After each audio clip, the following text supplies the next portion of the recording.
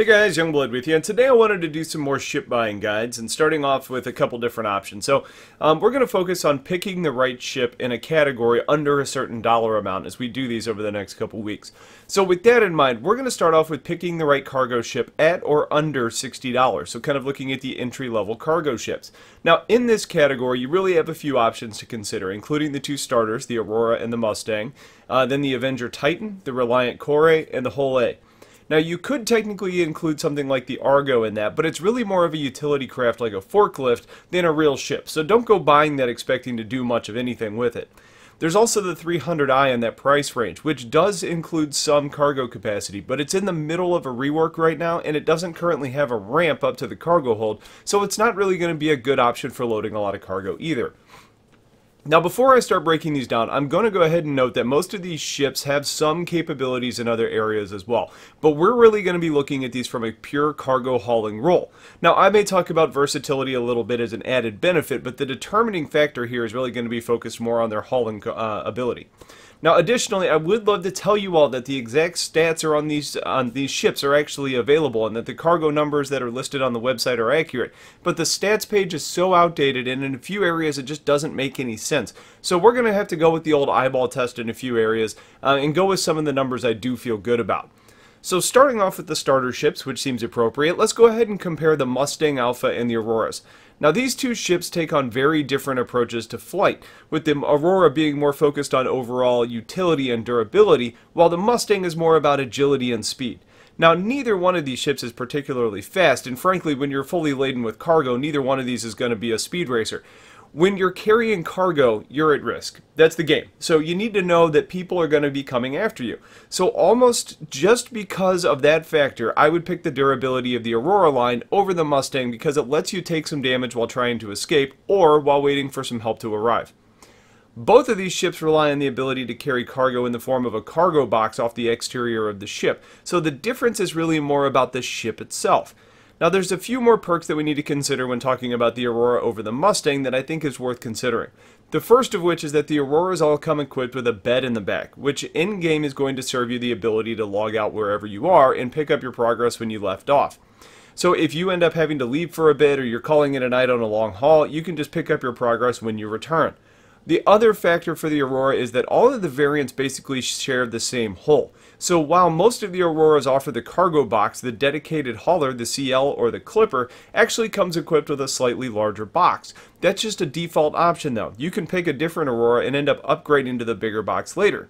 Now the CL also does have the benefit of coming stock with a jump engine, so that's a perk for the guys that are wanting to do longer range trading on day one, but the Aurora LN, the Legionnaire, the combat version of the ship, has two additional hardpoints that the other Auroras in the line cannot get. And since it can equip the jump engine and it can also get the bigger box, it makes the most sense in my mind. So if you're concerned with a bit more cargo and longer range on day one, get the CL. Keep in mind, it's not always available for purchase, but if you can look a little bit bigger picture, if you can look long term, I would say save $10, get the Aurora LN, upgrade the jump drive and box later, and you're going to be better off at the end of the day while spending a little bit less money up front. Now past what we're considering starter ships, you have the Avenger Titan and the Reliant Core, both at $50.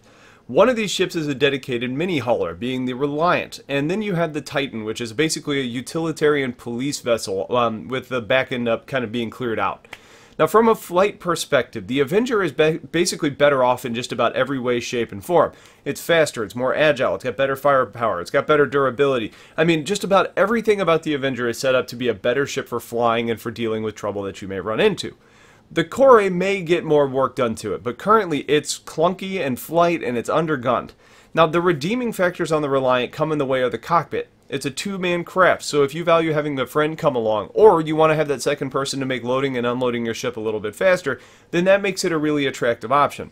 The Reliant also has a great cockpit with a ton of visibility and features some unique flight models, basically to where it lands horizontal but it flies vertical. It's kind of fun, it's different, it's a little bit alien. That's very cool, but it doesn't really provide you much value at the end of the day. Now, as far as cargo capacity is concerned, currently the Avenger is listed at 4 SCU, and the Reliant's listed at 30 SCU, and I can pretty much guarantee that neither of those is accurate, especially when you consider that the 30 SCU isn't far off from what the Freelancer, a much larger ship, has, and the Avenger was listed somewhere else at about 12 SCU. So I would say just by eyeballing it, the Reliant probably is going to carry about 1.5, maybe 2 times as much cargo as the Avenger can, but that's really hard to tell. Either way, the Reliant wins in pure cargo carrying ability. So when you're making your decision here, you need to ask yourself a few questions. Are you going into dangerous areas, or are you staying in high security space? If you're making dangerous runs, then the more durable, fast, and powerful Avenger is going to be the clear winner. If you're staying in high security areas, then more cargo equals more money, and the Reliant wins.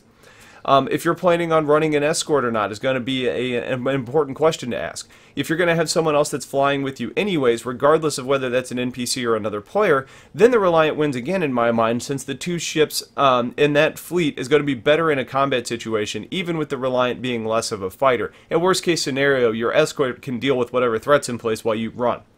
Now, if you were to pick a secondary career with the ship, would it be more in the exploration area or more in the bounty hunting or combat area? If you lean towards combat, no surprise, the Avenger's the clear winner there, especially knowing that you can end up adding the holding cells in the back for bounty hunting. If you want a more peaceful, alternative lifestyle or career, the Reliant variants are going to give you some good ideas on what else you can do with the ship as far as research is concerned and a couple other things. Finally, we're going to go ahead and reach what we kind of consider the king of the 60 and below cargo club, with that being the Hull A going for $60. Now, the A is part of the Hull series, which is the dedicated hauling line in Star Citizen. The Hull A is slated to currently carry quite a bit more than all the other ships mentioned at 48 SCU, and that number is actually newer than a lot of the other ones, so I feel pretty good about the accuracy of that number. Now, unlike some of the other bigger brothers of this ship, it can actually land on planetside while fully laden, and it should have a pretty impressive fuel efficiency, allowing for longer range journeys than some of the other options. All of that cargo carrying ability comes at a cost though, namely being it's kind of a sitting duck. The ship is low on weapons, durability is probably going to be an issue, and it's not going to be fast. The other consideration is that the Hull line carries its containers externally on sort of a lattice system, so the cargo isn't as protected or shielded as the other ships that I've been talking about. Now, the ship is really meant more for work being done in safe areas, or if you venture out into more dangerous space, you're going to really need to hire an escort to end up keeping you safe, or plan the heck out of your route. Picking the ship here that's best for you is really about knowing how you intend to play. If you want to spend the least amount of money to get in, go with the Aurora LN.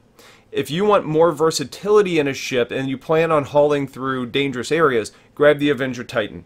Now, if you plan to play it safe, staying in high security space, or you're going to know that you're going to have wingmen helping to keep you protected, then the Hull A is going to be a really hard ship to beat in that price range. So I kind of hope that helps to clarify some of those entry-level hauling options if that's the career you have in mind. If you have questions about any of this, please let me know. Otherwise, guys, I appreciate you watching. Stay tuned for a whole lot more coming soon. Have yourselves a wonderful day, and take care.